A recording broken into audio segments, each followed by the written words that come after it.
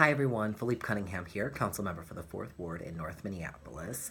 I just wanted to take some time today to make a video to directly connect with you, my community, to let you know about a decision that I'm having to make in a quick turnaround by Friday, in fact, relating to a program, a new federal program called Opportunity Zones.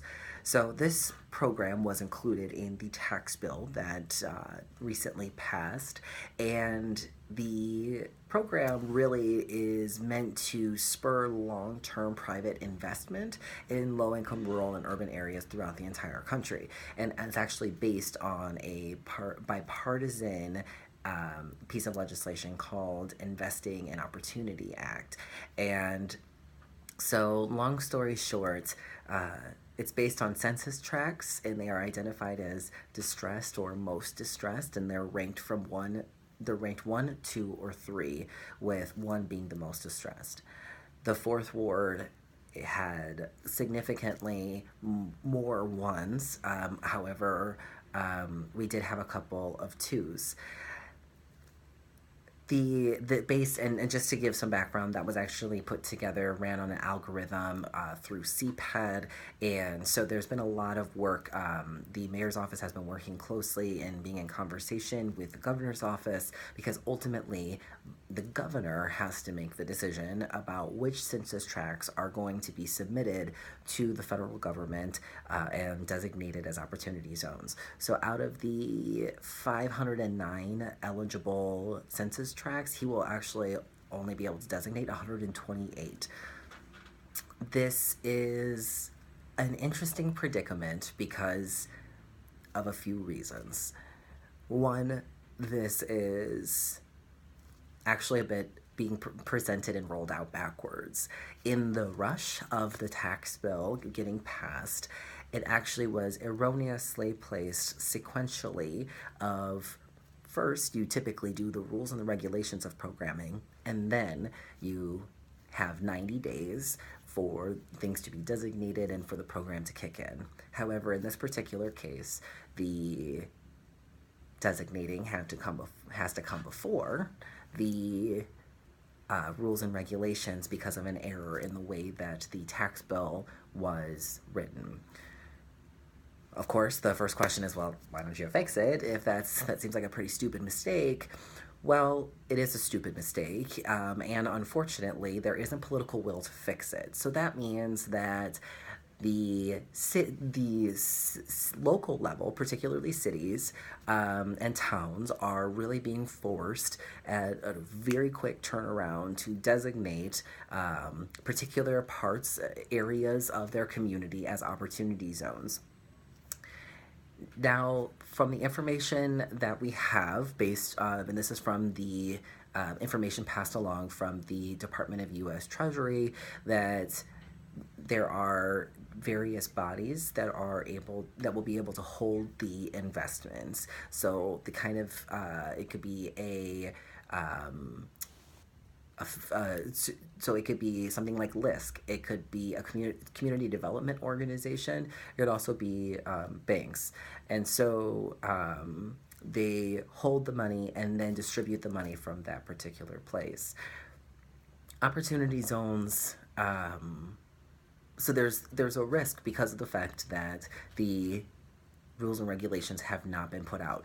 But, and this is the point that has been made very clear to me from several angles throughout the city, getting advice from various departments and policy gurus, and to talk to them about what that really looks like. And essentially, what the opportunity zones actually presents is the opportunity for new access to money, to investments. That looks like more small business development. Let me see what are some of the ways that it can show up. So it can support entrepreneurial opportunities, business districts, jobs, overall economic growth, and so that is a concern. If I, as a council member, was to say we don't want to submit any of the census tracts, we could be missing out on an opportunity. Another hiccup in the decision is that Upper Harbor Terminal is a large investment project that is happening. If we do not include the census tracts in which Upper Harbor Terminal exists, it could send a message to public bodies like the state legislature or private investors that we, as the city, do not want to see this project come to fruition. It could signal that, even though I could jump up and down and say I think it's great, we should do it. By not including it in this program, we could be missing opportunities and sending the wrong message. It's a very complicated decision, and you elected me to make that decision. However, I wanted to be transparent about the crappy position that we've been put in by bad policymaking at the federal level. And so I don't want to paint an overly simplistic view of, any of it, because it's incredibly complicated, and I'm not the only frustrated person. Here's the biggest catch, and probably the most frustrating part, is as far as we know, so first of all, you sign up and it's for 10 years. Second of all, you sign up now or never. And the third is that once you sign up, you can't unsign up. And so there's a lot of up in the air, there's a lot of gray, and also there is a lot of potential for payoff. So with that, I recommend we're going to be putting more information in the caption of this video so that folks can see more information about the opportunity zones. I support having the census tracts of that follow along the river between Weber Camden and McKinley to focus on increasing investment along the riverfront so that we are being more connected, and that space is being more utilized by Northsiders and investments are happening for Northsiders.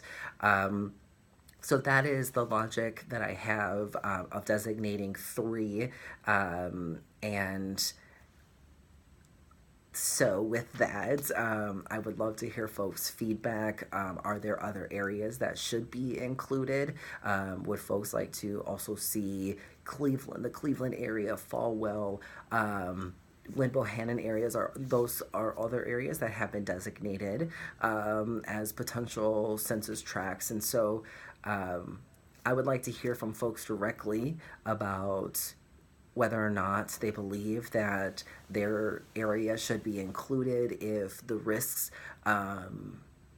are, if it's okay to take the risk since there's such a big opportunity for payoff in terms of potentially having new access to capital and money that our community has historically not had access to. So really we have a big back and forth.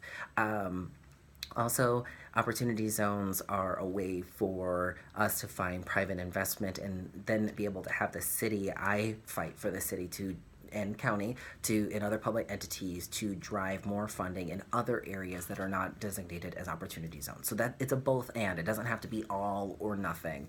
And you can know that no matter what is designated, that I'm going to continue to fight to bring investments, whether it's public, private,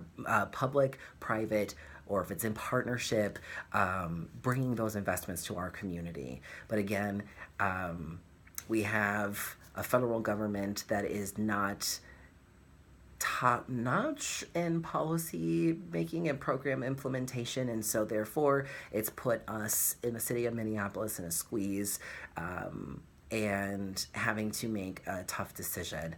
So again, I support the 3 tracks that go along the river. Please give me some feedback if you think other areas should be included, and I look forward to a robust conversation. Again, this number they have to be turned in on Friday, so please take the time to pass this along, share this information,